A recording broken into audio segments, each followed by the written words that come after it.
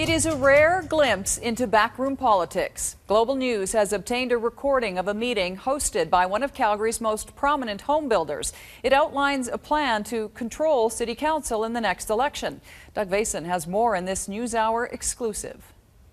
There are some people that are on the City Council that are totally out of control. This video of a meeting held last November shows Cal Wenzel, the founder of Shane Homes, outlining a plan to get council under control by the next election.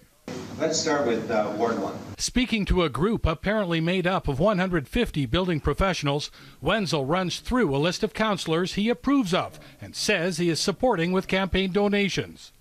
Keating we've looked after, Diane we've looked after, Peter DeMont. Those he wants replaced. Drew Farrell,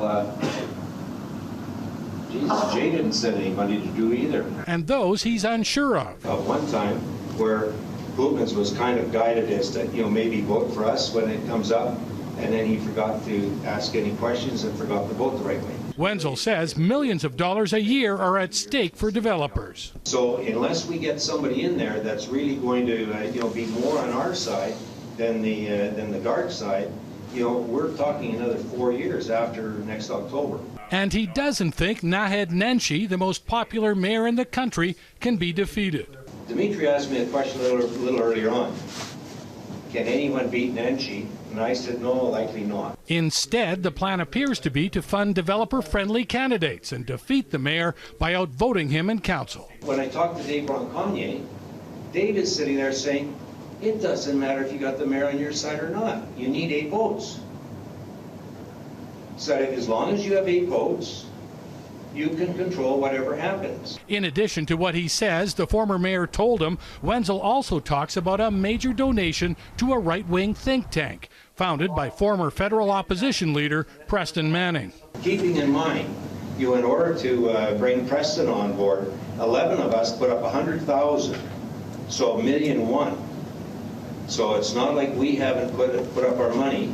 And we're going to be there to put it up again, and we're also supporting the candidates. The tape, released by a source Global News has agreed to protect, is prompting strong reactions.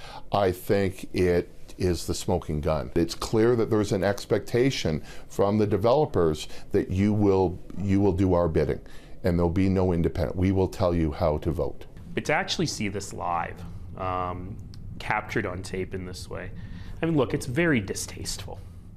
And as viewers watch this, I think that they would agree that this is shadowy and weird and unpleasant. Doug joins us now for some context on this. And Doug, why is Wenzel so upset?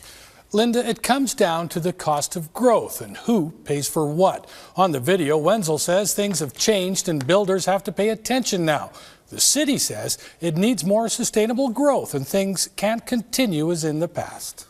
Old way of doing things simply won't work any longer. We are reaching, if we haven't already, reached a fiscal cliff with the cost of growth. I have no idea what this small group of extremely wealthy individuals is so mad about. Our housing starts are really healthy. They all admit that the industry is extremely profitable. Nenshi is also calling for an investigation into possible wrongdoing based on what he's seen in the video.